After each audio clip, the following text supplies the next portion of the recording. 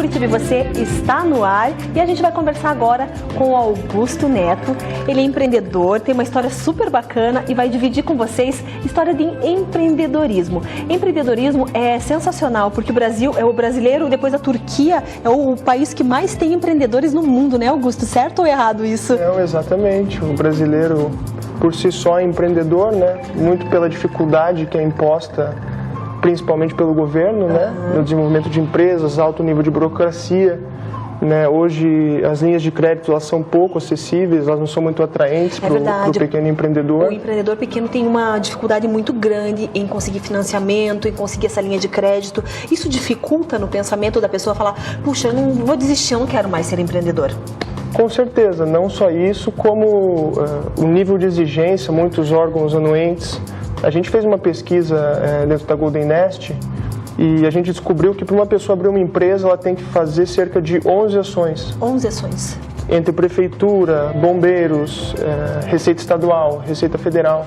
Então, assim, no Brasil não é fácil empreender. Então, a pessoa que atinge o sucesso no Brasil, ela pode atingir em qualquer lugar. Não está preparada para encarar qualquer situação. Com certeza. Tanto burocrática quanto qualquer outra coisa, porque às vezes a pessoa até perde a paciência, né, Augusto? Porque um pede um documento, outro pede outro, acaba enrolando a pessoa fica nervosa, fica brava e fala, puxa, não quero mais isso. Não, e o nível de controle que você tem que ter. Será que eu já enviei os documentos para a junta comercial? Quando que volta? Que tipo de alteração que eu tenho que fazer? A legislação brasileira é toda remendada.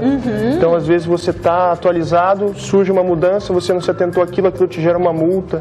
Então, hoje, o empreendedor brasileiro ele é muito onerado e isso acaba dificultando o desenvolvimento de empresas. É verdade. Como é que é um ecossistema de um empreendedor? A gente estava falando isso, eu achei super interessante, eu vou compartilhar com o pessoal de casa. Claro.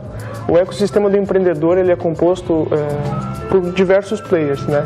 O primeiro deles é o próprio empreendedor, que é aquela pessoa que tem a vontade de realizar algo com que ela se identifique, né? Hoje as pessoas elas estão... E o nosso sistema de educação como um todo, ele é voltado para quê? Para que as pessoas se formem, arranjem um emprego e se aposentem com 60, 70 anos. O empreendedor é um pouco diferente, ele é uma pessoa que está buscando algo que ele se identifique, né? Uma atividade que ele tenha uma identidade, uma certa independência. Flexibilidade com horários. Exato. O financeiro vem, porque o financeiro acaba acontecendo dentro do empreendedorismo, Exato. né? Não é isso que o empreendedor busca. Todos os empreendedores de sucesso que a gente acaba vendo cases e conversa com pessoas, a gente vê que eles foram atrás da satisfação pessoal primeiro, para depois a satisfação financeira, né? Exato. Aquele que quer empreender achando que vai trabalhar menos é muito pelo contrário.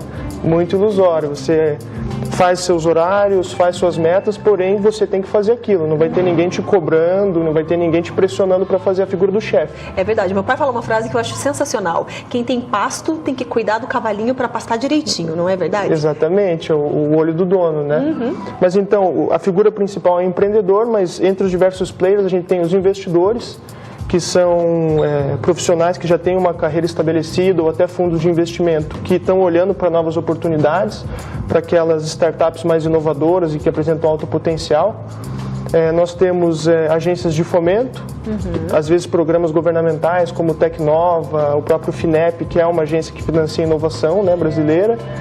Temos os mentores dentro desse ecossistema, que são pessoas que têm experiência no mercado, que podem contribuir com o teu negócio de alguma maneira. Temos agentes financeiros, não só os fundos de investimento, mas bancos também, que se você chega com um projeto, com um plano de negócio bem estruturado, você pode obter linhas de financiamento. E por fim, além das startups propriamente ditas, que são aquelas empresas de cunho digital, existem também empresas analógicas, que a gente chama, que não é uma solução realmente digital. Ela é uma linha de fast food para café da manhã, um ateliê de bolos, enfim. Esses são alguns dos players que compõem esse ecossistema do empreendedorismo. Perfeito. E eu ia perguntar quem compõe, eu não vou nem perguntar mais, porque você já respondeu tudo numa só, fez um mix da pergunta. E como que a gente faz o seguinte, eu tenho uma ideia, eu tenho uma super ideia e eu quero pedir uma linha de investimento. Eu preciso de um investidor para o meu negócio. Onde buscar? Como começar fazendo isso? O primeiro ponto é você tirar a sua ideia desse campo abstrato e colocar algo no papel, realizar um planejamento, ou seja, quais recursos que vão ser necessários qual que é a minha capacidade produtiva para isso, que tipo de pessoas eu vou ter envolvido no meu negócio. A partir disso, eu vou conseguir prever o quê? Qual que é o potencial financeiro do meu negócio. Então, sim, você vai descobrir as correlações que tem aquela tua ideia. Por exemplo, eu quero abrir uma rede de fast food para café da manhã. O que está relacionado a isso? Ou seja, as pessoas, quem são os beneficiários? As pessoas que saem atrasadas de casa para se alimentar, ou as pessoas que estão buscando uma opção mais barata? Quem que vai ser beneficiado ao final? Quem são os meus concorrentes, ou seja, as soluções atuais que existem, para que você possa se comparar e também se posicionar no mercado. E depois disso você precisa descobrir que tipo de produto eu vou vender, ou seja, qual que vai ser o tamanho do meu mix. Eu vou oferecer 3 tipos de lanche, eu vou oferecer 6, 9, por quê? Porque isso vai impactar no seu estoque. Com certeza. Quantidade de produtos que eu vou ter em estoque, formas de cobrança, as margens de lucro que eu vou praticar. Então, para sair da ideia, para você montar um projeto, você precisa ponderar uma série de coisas, como que eu vou distribuir isso, quais serão as estratégias de marketing. Então, tendo a ideia, você tem que buscar mais elementos, né, do mundo real para que você consiga provar para o seu investidor que aquilo é viável. Você tem que ter validado aquela ideia por meio de uma pesquisa de mercado, ouvindo as pessoas, vendo se aquela sua proposta realmente agrega valor para alguma fatia do mercado. Às vezes eu não quero um investidor, às vezes eu estou montando um negócio pequeno no meu bairro. Vale a pena investigar? Antes de você montar o seu negócio, você tem que fazer uma investigação antes, não tem? Com certeza. Para você poder montar esse planejamento todo, você tem que investigar. Então, tem que toda vida que você for pensar em montar um negócio, você faz essa investigação para poder estruturar o teu sonho. Exatamente, é a mesma coisa da validação que a nossa amiga coach estava falando. Não adianta eu começar a desenvolver algo se eu nem sei se aquilo é real. Verdade. O empreendedor ele tem que ter noção de que quem tem que estar apaixonado pela ideia dele são os seus clientes, e não ele próprio. E ter um pouco de desapego. Às vezes você acha que você pensou uma grande coisa, não faz essa validação, chega prestes ao lançamento e você descobre que isso já é uma oferta batida no mercado, ou seja, verdade. Você é pouco competitivo. E também tem outra coisa, às vezes a pessoa pensa, eu gosto disso, mas o teu cliente gosta disso? Exatamente. Não pense em agradar você, agradar os outros em primeiro lugar, sempre, né? Exatamente, o cliente é que sempre quem tem razão, né? Infelizmente. Como a gente costuma dizer. Porque às vezes o cliente perde a razão e você tem que dar razão para ele ainda, né? Com certeza. Ele é o motivo de ser, né? Não adianta você fazer uma bela empresa para você, mas você não está agradando ninguém no mercado, você não tem clientes, você não defende uma causa, né? Não está indo de encontro a um interesse próprio do mercado. Com certeza. Como que eu montei minha empresa? Beleza. Ela vai começar a se profissionalizar. Por onde que eu começo a profissionalizar a minha empresa? Pela formalização, né? Não é algo muito ágil, principalmente no Brasil. Hoje, para você abrir uma empresa, você vai levar cerca de 30 a 45 dias. Além disso, você estabelecer um organograma, ou seja, uma organização interna, atividades, processos muito bem definidos para que você saiba em que estágio cada cliente está ou como que é a forma de produção para você passar para um futuro colaborador. Você tem que ter as coisas muito planificadas, muito claras. Para quê? Para que não gere dúvida e que você consiga ter um certo controle dentro do teu processo. Então, primeiro, atos formais, né, um contrato social, registro na junta comercial. Existem opções que são mais ágeis, por exemplo, o microempreendedor individual. Porém, além disso, você tem que ter uma organização interna, né, primeiro, processos, o que compõe cada processo, ou seja, que agente transformador eu vou ter em cada processo e quais são os meus insumos, ou seja, sem aquilo eu não consigo produzir. Não consigo fazer nada. É bem interessante. Então, às vezes as pessoas pensam, não, é fácil, é bem tranquilo, eu vou montar, tá tudo certo. Mas não é bem por aí, né, Augusto? Não, é muito importante essa questão de organização porque todo mundo visa o quê? O crescimento, uma escala. Porém, quando o negócio está concentrado sobre você, você não tem a possibilidade de repassar atividades. E com isso você acaba ficando sobrecarregado. Verdade. Então esse planejamento de crescimento, quais são os componentes, as pessoas-chave dentro do meu processo, ele é fundamental para que você consiga desenvolver sem maiores problemas. Perfeito. Como é que a gente consegue estabelecer essas metas para o crescimento? Primeiro, você tem que olhar para a tua capacidade produtiva, né? Hoje, como a gente está na era da informação, os negócios digitais eles estão muito em moda, né? Com certeza. Por quê? Porque eles têm uma capacidade, um sistema tem a capacidade de atender 10 mil ou 1 milhão de pessoas com um investimento, uma diferença de investimento muito baixa. Porém, você pode repetir a pergunta, por favor? Estabelecer a meta de crescimento. Por onde que a gente começa estabelecendo? Atendendo a demanda, quantas pessoas eu vou atingir, e a gente está falando da era digital. Perfeito. Então, para um negócio digital, você vai ter que prever o quê? A tua escala de aumento de infraestrutura. Para um negócio analógico, que a gente chama, você vai ter que prever o quê? A sua capacidade produtiva de fato. Por exemplo, se eu tenho uma indústria de pneus, eu não vou conseguir passar de produzir 10 mil pneus para 1 milhão num instalar de dedos. Exatamente. Você vai ter que investir em maquinário, vai ter que investir em mão de obra, vai ter que investir em infraestrutura para poder armazenar, logística. Tem tudo uma coisa que envolve, né? Com certeza, mas você tem que estar muito atento assim à sua previsão de demanda. Porque a partir disso que você vai poder estabelecer os seus degraus de crescimento operacional, né? Investimentos em infraestrutura, equipamentos industriais, aumento da equipe, etc. Para um negócio digital, você não precisa ter tanto essa preocupação. Por quê? Porque você, com um baixo investimento, você consegue ampliar e muito a tua capacidade de atendimento. Com certeza. Porém, para um negócio da área industrial, você tem que estar atento ao quê? Primeiro, a sua demanda e ao histórico daquele mercado. Se ele vem em crescimento, se ele vem em retração.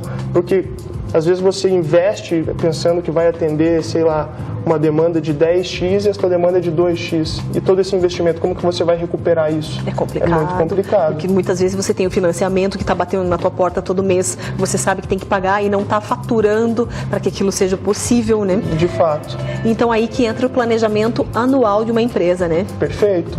O planejamento ele vai servir para quê? Para te dar um norte. Você tem que ter os seus objetivos claros, as suas metas claras, para que quando você vá aplicar aquilo, você saiba em que direção você está caminhando. Muitas vezes as pessoas saem empreendendo na louca, saem comprando equipamento e quando olham para trás já existe muito passivo acumulado, às vezes passivo trabalhista, às vezes o custo de manutenção da tua empresa se torna muito alto e com isso você acaba se quebrando, né? Hoje a taxa de sobrevivência das empresas ela é inferior a 5% no Brasil. Que tristeza. Isso nos 3 primeiros anos de vida útil de uma empresa, né? Exatamente. Então, além do nosso governo, das nossas instituições não colaborarem para isso, para que você tenha um desempenho mais fácil, mais fluido, a falta de informação por parte do empreendedor acaba enforcando ele e ele acaba virando refém de um negócio, no fim das contas. Você falou uma coisa que é primordial, falta de informação. É aquilo que você acabou de falar, tua resposta foi perfeita. Da pessoa não vislumbrar o quanto ela está gastando, o quanto ela pode gastar, dar o passo maior que a perna. A gente pode dizer dessa forma, né? Pode sim, com segurança. E é comum, infelizmente no Brasil é comum isso. E o que a gente tem tentado passar para muitos empreendedores é que assim, não necessariamente ele precisa começar daqui. Né? Com a evolução dos meios de comunicação, você consegue acessar outros países com muita facilidade, você tem acesso a consulados, então você pode encontrar às vezes uma forma mais viável de empreender, não partindo daqui. É verdade. Eu ia perguntar se o empreendedor vislumbra uma internacionalização do produto dele. Ele pode pensar nisso, né? Pode, desde o início. Por exemplo, hoje a gente utiliza softwares, por exemplo, alemães, americanos. Então a pessoa tem o senso comum diz, não, internacionalizar é abrir uma sede fora do país, é exportar em grande escala. Exatamente, não necessariamente, principalmente para a área de serviços, às vezes você pode utilizar um software alemão.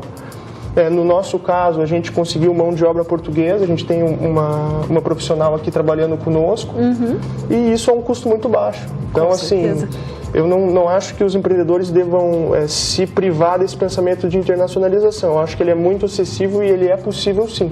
Ótimo saber disso, porque isso dá um up na cabeça do pessoal. Às vezes está com alguma coisa que sabe que lá fora vai ser sucesso, que vai dar certo, por que não arriscar, né? Eu acho que as oportunidades elas estão aí. Não adianta a gente se limitar o nosso universo. Eu acho que a gente precisa buscar, sim, o melhor recurso e a melhor condição para que a gente possa avançar com o nosso negócio. Com certeza. E para finalizar, eu queria que você falasse um pouquinho de estruturas organizacionais preparadas para o crescimento. Como é que é uma estrutura dessa? Ela é uma estrutura inicialmente enxuta, mas você tem que ter noção até onde você vai chegar. Qual que é o ponto que você pretende atingir, o número de pessoas e, principalmente, quais são os processos que dependem diretamente de uma pessoa. Porque, para você crescer, você tem que ter essas posições definidas e ocupadas. Vamos supor, eu quero atender 10 mil pessoas, mas eu tenho uma pessoa no meu saque, no meu helpdesk. Como que eu vou dar vazão a isso? Então não é possível. A minha dica para para uma estrutura organizacional crescer de maneira estruturada é o quê? Observar os pontos críticos onde os humanos têm papel fundamental. Aquilo que depende de tecnologia é mais tranquilo de você repor. Mas agora, aquilo que vai depender de uma pessoa, de uma análise humana, você tem que ter muito claro para que você não se queime no mercado. Né? Com certeza, atender com excelência sempre. Com certeza. Sempre pensar na excelência, né, Augusto? Se você quiser deixar o contato da Golden Nest, vocês atendem que tipo de demanda lá na empresa de vocês? Na Golden Nest a gente atende empreendedores early stage, que a gente chama. Você não precisa estar com um negócio totalmente estruturado, você pode chegar apenas com a tua ideia. E microempresas já em funcionamento que precisam de dicas ou de uma melhor organização, a gente também atende. A gente tem um site chamado no www.goldennest.org e você pode entrar em contato pelo e-mail também augusto@goldennest.org, mandando suas dúvidas que a gente vai tentar assessorar vocês da melhor maneira possível. Ótimo, Augusto. Foi uma aula de empreendedorismo. Eu adorei a tua entrevista, achei sensacional. O nosso tempo é muito rápido. Quando a gente fala, o quadro da entrevista é 18 minutos. Nossa, tudo isso, quando a pessoa vem aqui, já passou, já acabou? Passa rápido, realmente. Muito rápido. Queria agradecer a oportunidade. Imagina. Agradecer ao pessoal de casa também. E, assim, o empreendedorismo é ele que move o país. Então, acredite no seu sonho, corra atrás das suas ideias, encontre pessoas que se identificam com essa causa também. Perfeito, Augusto. Eu vou chamar você para voltar aqui. Eu adorei suas dicas. Obrigado. Muito perfeita Eu que agradeço. mesmo. A gente vai para um breve intervalo e já volta.